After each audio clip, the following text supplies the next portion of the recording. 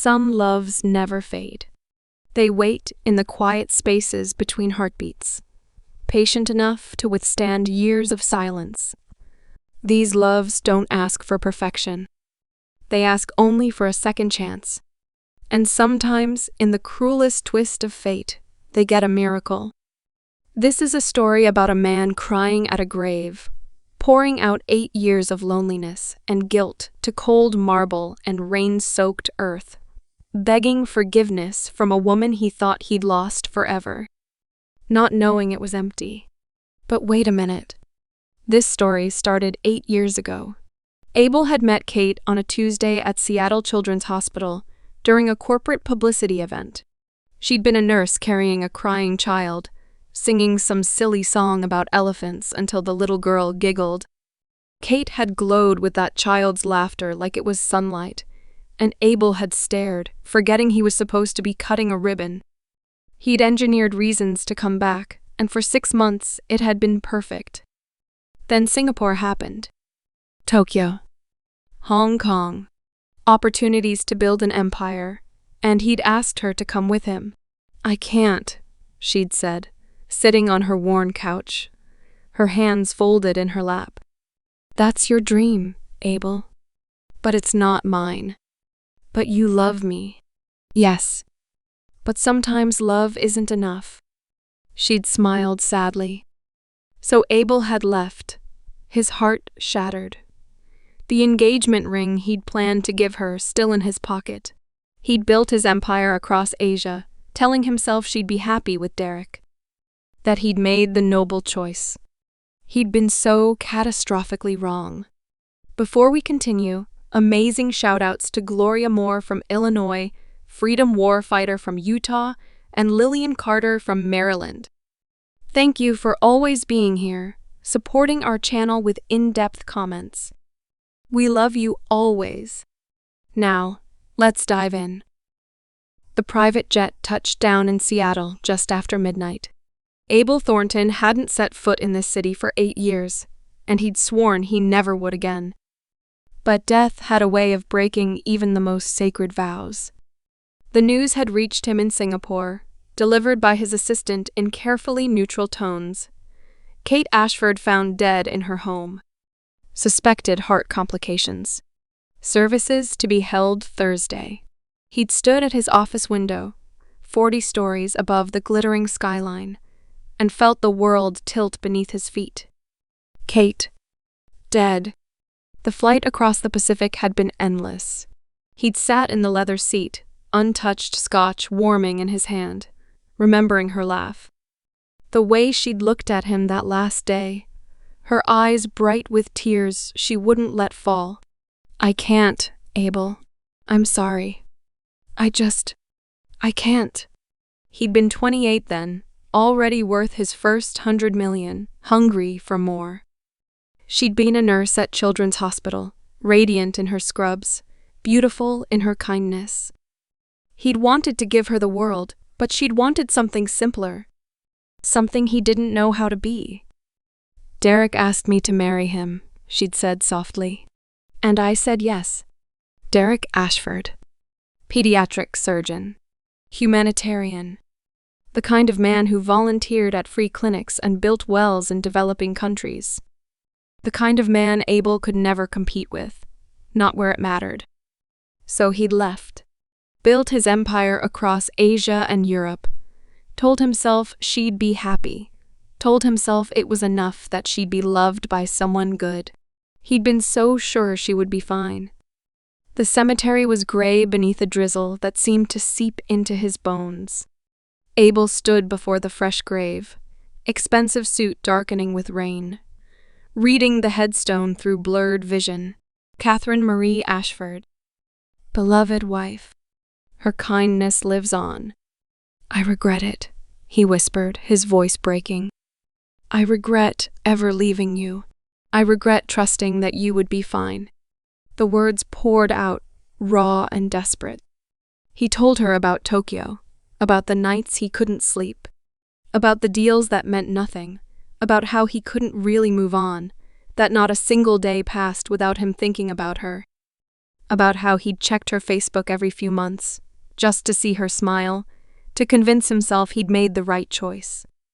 "I thought he'd take care of you," Abel choked out, falling to his knees in the wet grass. "I thought you'd be happy. I thought—" He couldn't finish. The rain mixed with his tears, and he pressed his forehead against the cold marble, grief consuming him whole. The wake was held at the Ashford estate, a beautiful home in Medina with views of Lake Washington. Abel almost didn't go, but he needed to see it. The life she'd lived, the home she'd made. He arrived late, slipping in quietly.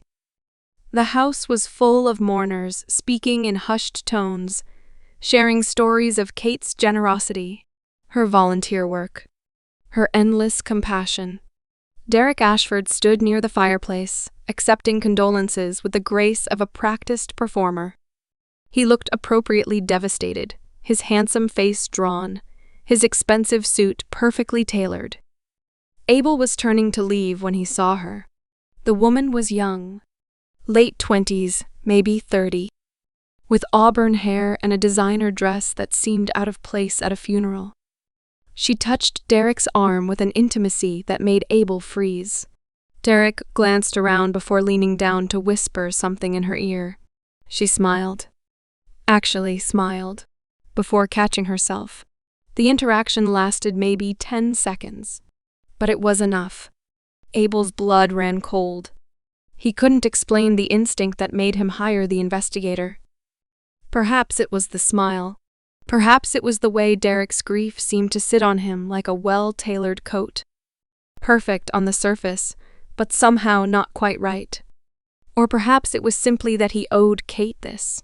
One last thing. The investigator's name was Gina Torres, a former FBI agent who specialized in discreet inquiries. She called him 3 days later. "Mr. Thornton, I think you should see this in person." Her office was in a nondescript building downtown. She'd laid out the evidence on a conference table like pieces of a puzzle that formed a picture Abel wished he could unsee. Phone records, credit card statements, hotel receipts. "The woman's name is Lydia Grant," Gina said, her voice matter-of-fact. "Public relations executive. They've been involved for approximately 3 years." 3 years. Abel stared at a photo of Derek and Lydia entering a hotel in Vancouver. Kate would have still been alive, still believing her husband was at a medical conference. "The emotional abuse patterns are textbook," Gina continued, pulling out printed therapy session notes that had been subpoenaed from Kate's doctor. "Gaslighting, isolation, intermittent reinforcement. He'd be cold for weeks, then suddenly shower her with affection, keep her off balance." "She stopped seeing friends," Abel observed, looking at Kate's thinning social media presence. The posts had gone from frequent to sparse over the years. The smiles had started looking strained. Classic isolation tactic. Her hospital colleagues reported that Derek would forget to pass along messages, show up to pick her up early from social events, claim she'd asked him to. Gina's eyes were angry. One nurse said Kate started apologizing for everything. Apologizing for being 5 minutes late, for ordering the wrong takeout, for existing too loudly.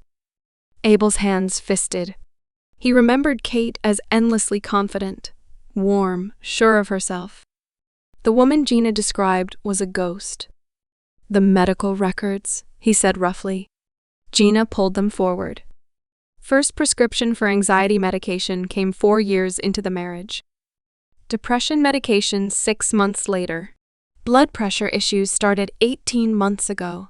Her doctor noted significant stress, but Kate refused to elaborate on the source. Because who would believe her?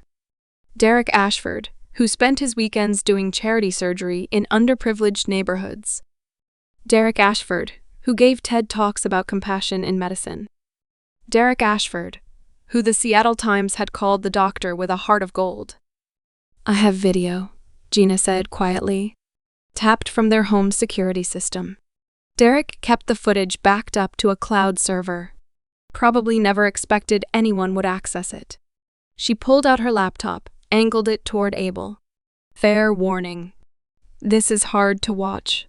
The first clip showed Kate in their kitchen, chopping vegetables.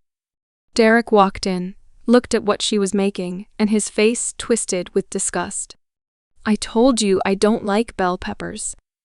I'm sorry, I forgot. You forgot. Like you forgot I had an early surgery tomorrow and need to eat by 6. Like you forgot I asked you to pick up my dry cleaning. Do you even listen when I talk? I'm sorry. Stop apologizing and start thinking. He'd walked out, leaving her standing there, knife trembling in her hand. Abel watched clip after clip, Derek ignoring Kate when she spoke. Derek criticizing her clothes, her hair, her weight. Derek coming home to find her crying and walking past her without a word. Never yelling. Never hitting. Just a systematic, patient destruction of her spirit. In one clip from 2 months before her death, Kate was sitting at their dining table, her hands shaking as she refilled her blood pressure medication. Derek walked past, saw the bottle, and laughed. Maybe if you weren't so dramatic all the time, you wouldn't need those. Kate had flinched like he'd struck her. Abel had to close the laptop. His hands were shaking with rage. There's more, Gina said.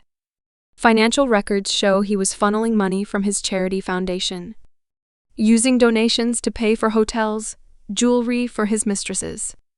Kate's name is on the foundation board, but I found emails showing he forged her signature on approval documents. He was setting her up. Exactly. If the fraud had come to light while she was alive, Kate would have been implicated. Her nursing license would have been at risk. Gina leaned back. I think he was planning to divorce her and pin everything on her. Make himself the victim. Abel felt sick. Kate had trusted this man. Married him believing he was good and safe and everything Abel wasn't. And Derek had been so much worse than Abel could ever have imagined. I want everything, Abel said, his voice deadly calm. Every affair, every financial irregularity, every moment of footage showing what he did to her. I want it documented, verified, and ready for the best lawyers money can buy. What are you planning? Justice. Abel stood, his decision made. Kate can't defend herself anymore. But I can, and I'm going to make sure everyone knows exactly what Derek Ashford is. We have enough, Gina said. More than enough. Abel nodded, unable to speak. He was thinking about that last day 8 years ago. The way Kate had touched his cheek, her fingers gentle. You deserve someone who can love you the way you need, she'd said. And I deserve someone I can be enough for. He'd thought she'd found that. He'd thought Derek was that person. He'd been so catastrophically wrong. The scandal broke on a Tuesday. Abel had chosen his outlets carefully. Reputable journalists, news organizations that valued thorough investigation. He'd provided them with everything: documented evidence, witness testimonies, expert analysis of the abuse patterns. The story went national within hours. The Saint and the Secret: how Derek Ashford's double life may have led to wife's death. The medical community reacted with shock. The charity board launched an investigation. Derek's carefully constructed image crumbled in real time across social media. Derek's attorney released a statement denying everything, calling it a witch hunt by a jealous ex-boyfriend. Abel's legal team responded with a 100-page document of evidence and a libel lawsuit. The court of public opinion was swift and merciless. His TED Talk was removed. His charity was dissolved. Medical licensing boards in 3 states opened investigations. Abel watched from his hotel room, feeling hollow. This wasn't victory. Kate was still gone. But at least now, people knew. At least now she wouldn't be remembered as just the beloved wife of a great man. Her suffering mattered. Her truth mattered. He'd given her that, at least. 2 weeks after the story broke, Abel returned to the cemetery. It was early morning, the grass heavy with dew.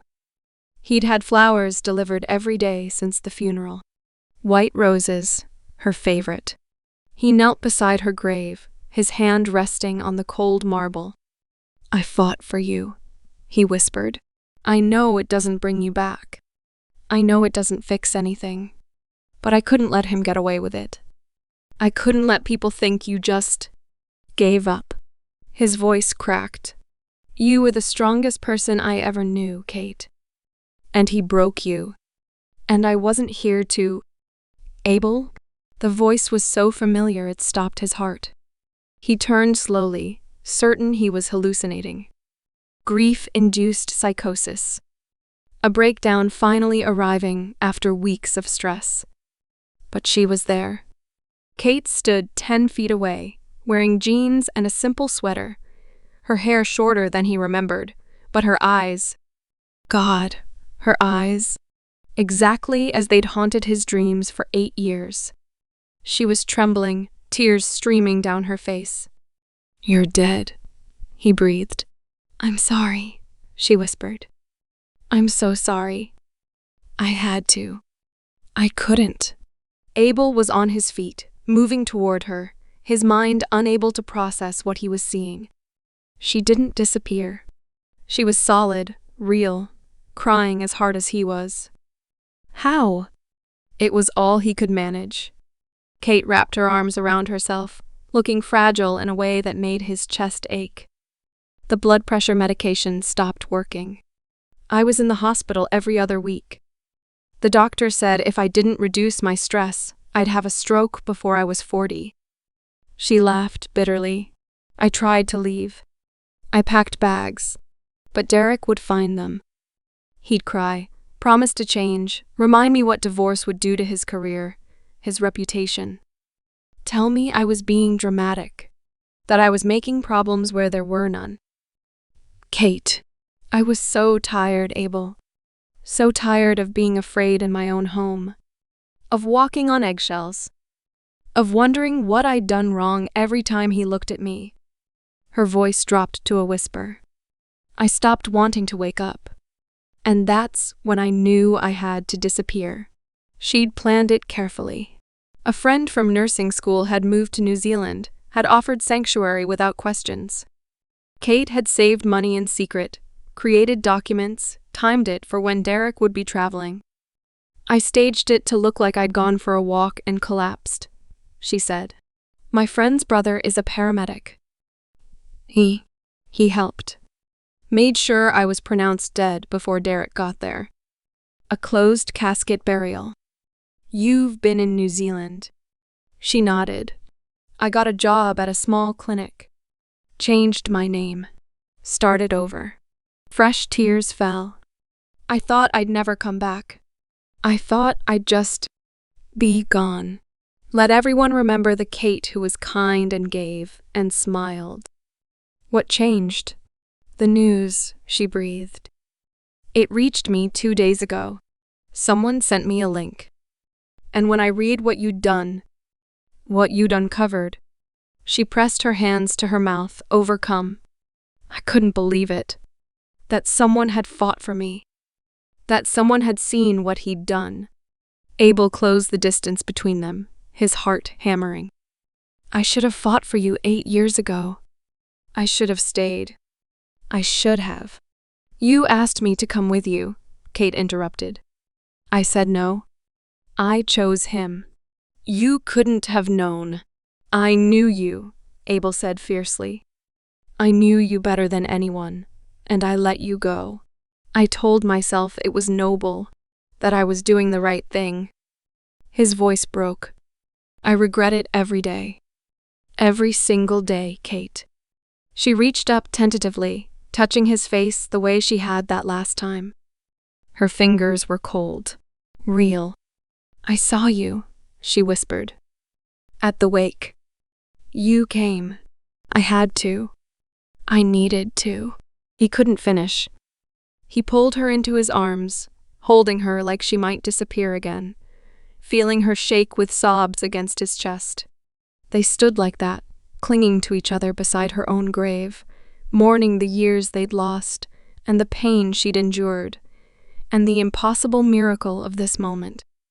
They had so much to talk about, so many years to account for. But for now, Abel just held her, breathing in the reality of her, thanking every god he'd never believed in for this impossible second chance. Kate was alive.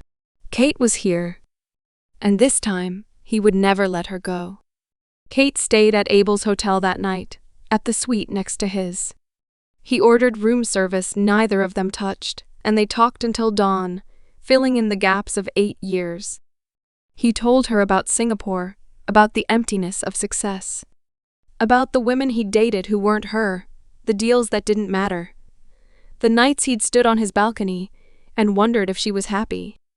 She told him about New Zealand, about the relief of being invisible, about the guilt that ate at her, for deceiving everyone, for the pain her death had caused her friends and family. "My parents," she whispered, and her face crumpled. "They think they buried their daughter." "We'll tell them," Abel said firmly. "When you're ready. We'll fix this." But fixing it proved complicated. The story of Kate's survival leaked within 36 hours. Later, they'd learn it was Lydia Grant who'd discovered the truth. Or rather, her hired investigator, tasked with finding leverage against Abel's crusade against Derek. The reporters descended like vultures. They caught Kate leaving the hotel, surrounded her in the lobby. Cameras flashing, questions shouted. "Mrs. Ashford, how long were you in hiding? Did you know about the investigation into your husband? Was this an insurance fraud scheme? Are you and Abel Thornton romantically involved?" Kate froze, eyes wide with panic. Abel pushed through to her, his security team trying to clear a path. But the crush of bodies was suffocating. "Mrs. Ashford, is it true you faked your death to frame your husband? How much is Abel Thornton paying you? What do you say to people who attended your funeral?" Kate's breathing was coming too fast. Abel saw the color drain from her face, saw her sway. "Back up," he roared, putting himself between her and the cameras. "Get back." But they pressed closer, microphones thrust forward, the questions becoming crueler. "Did you know your husband was sleeping with Lydia Grant while you were allegedly dead?" Kate made a small, wounded sound. Her hand clutched Abel's arm, her nails digging in. "I can't," she gasped. "I can't breathe." "Kate." Abel gripped her shoulders, trying to ground her, but her eyes were unfocused. "Kate, look at me." Her lips were turning blue. Years later, the video would still circulate online. Kate collapsing in the hotel lobby, Abel catching her, his face twisted with terror. Security finally pushing the reporters back. The ambulance arriving. The paramedics taking her vitals in the lobby while cameras still flashed. Blood pressure 180/120. The hospital room was too quiet except for the steady beep of monitors.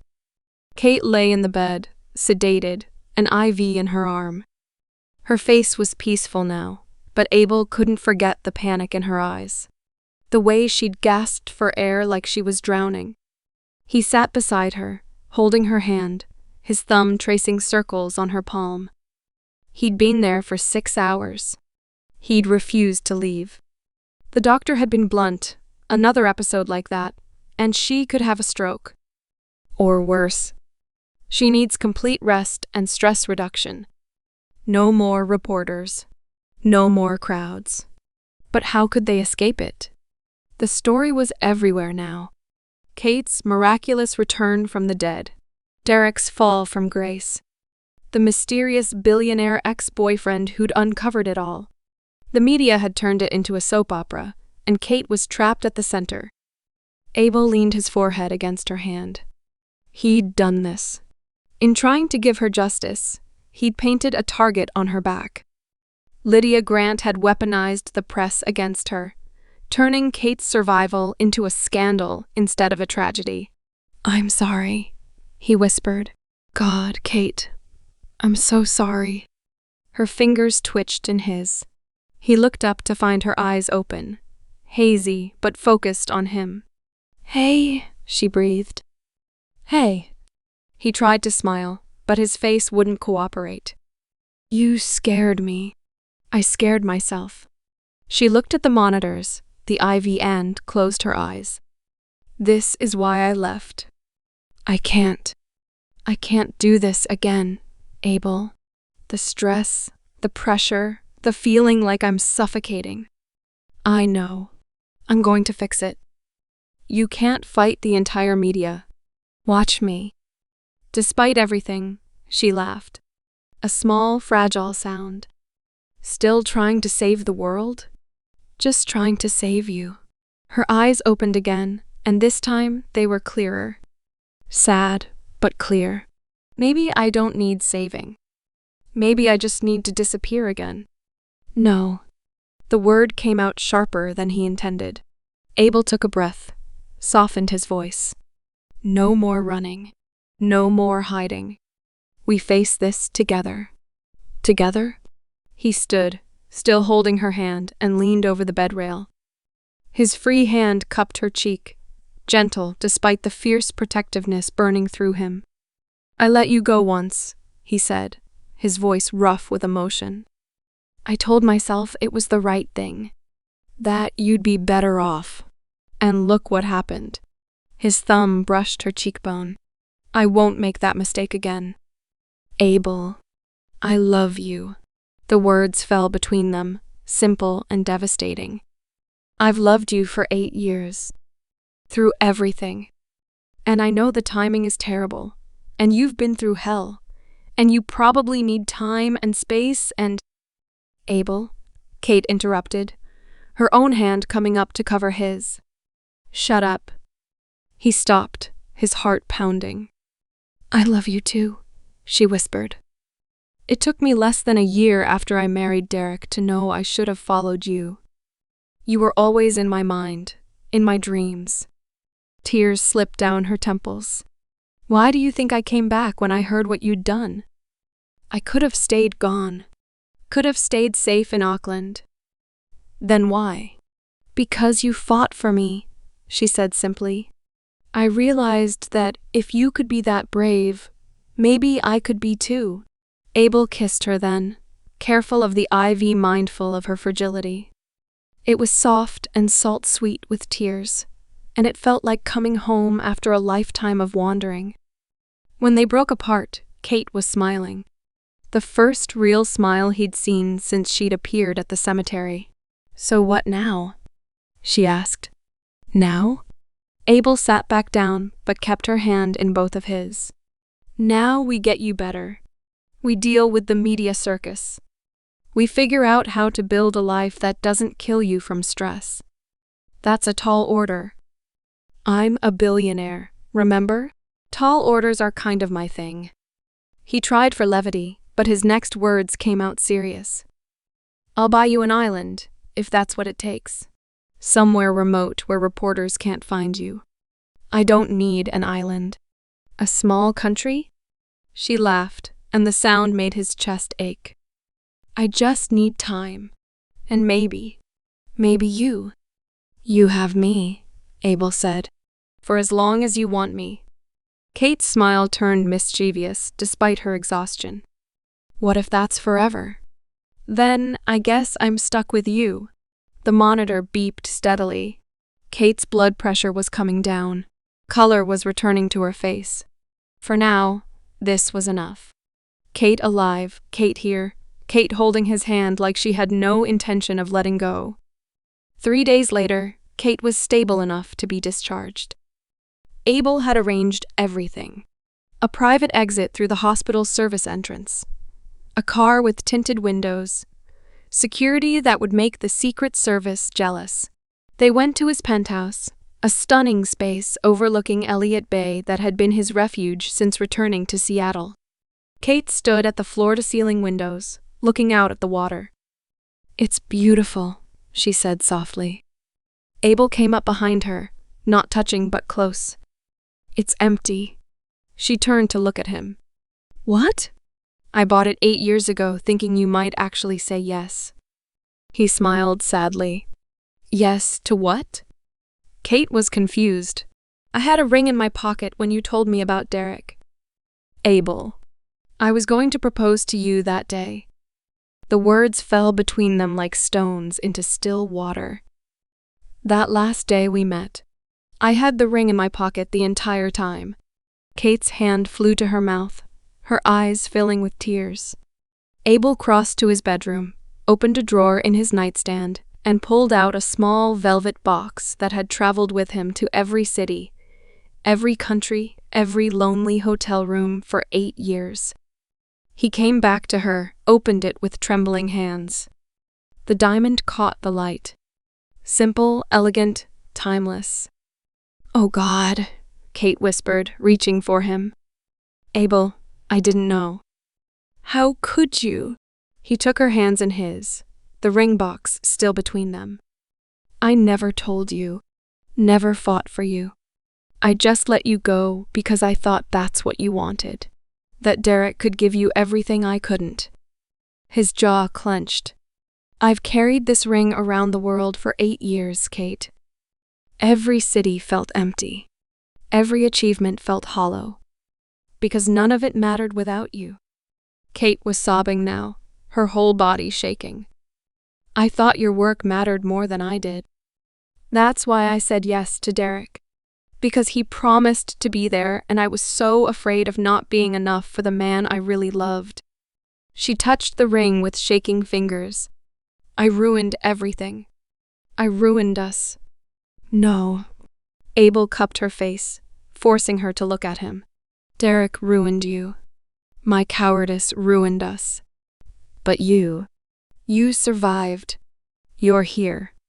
And that ring has been waiting 8 years for the right moment. His voice dropped to a whisper. Just like I have.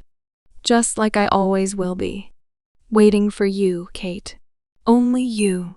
Forever you. She kissed him then. Desperately, the ring box crushed between them, both of them crying and holding on like they could rewrite the past through sheer force of love. When they broke apart, Kate pressed her forehead to his. I love you, she breathed. I've loved you for 10 years, through everything. And I'm so sorry I was too scared to choose you when it mattered.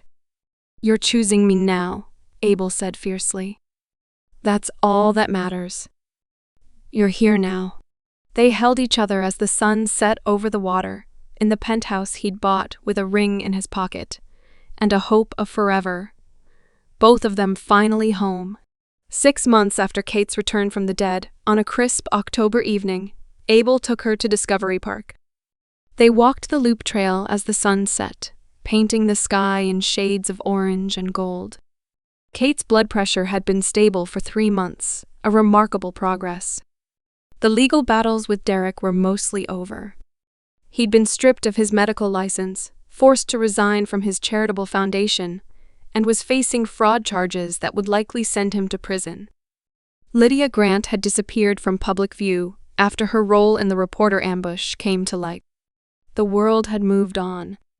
But Abel and Kate were still here, still walking side by side, still finding their way back to each other. I used to come here sometimes, Kate said, looking out at the Sound. When things got bad with Derek, I'd walk for hours, trying to clear my head. And now? She stopped walking, turned to face him. The sunset painted her in gold, and Abel's breath caught. She was so beautiful it hurt. Now I feel free, Kate said softly. For the first time in years. Maybe ever. Abel's heart was pounding. He'd been wanting to ask for weeks, waiting for the right moment. Maybe there was no right moment. Maybe he should wait longer. Give her more time. But she was smiling at him, and the light was perfect, and he'd wasted too much of his life already. Kate, he said, and his voice came out rough. Abel? He took both her hands in his, and he could feel them trembling. Or maybe that was him. Let's get married, he laughed shakily. 8 years ago, I let you go. I told myself it was noble, that you'd be better off without me. I was an idiot. Abel. I thought if I built something big enough, achieved something impressive enough, the emptiness would go away. But it never did. Because you weren't there. Tears were building in Kate's eyes. He released one of her hands to reach into his pocket and dropped to one knee on the forest path. It was that same ring 8 years ago. Kate's free hand flew to her mouth. So I'm asking now, Kate Bennett, will you marry me? The tears spilled over, running down her cheeks. For a long moment, she just stared at him, and Abel's heart stuttered. Then she was pulling him up, throwing her arms around his neck, laughing and crying at the same time. Yes, she said against his shoulder. Yes, yes, yes. He slipped the ring onto her finger with shaking hands. It fit perfectly. They stood there as the sun finished setting, holding each other, and Abel thought about the grave he'd cried at 6 months ago. About the regret that had consumed him, the guilt over leaving her. But Kate wasn't in that grave. She was here, alive in his arms. And somehow, impossibly, they'd been given another chance. The past couldn't be changed.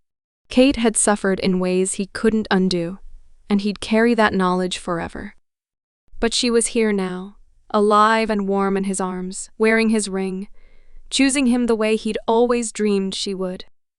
The grave and evergreen memorial stood empty, a monument to the woman who'd had to die to save herself. But the real Kate, his Kate, was breathing, laughing, healing, building a new life from the ashes of the old one.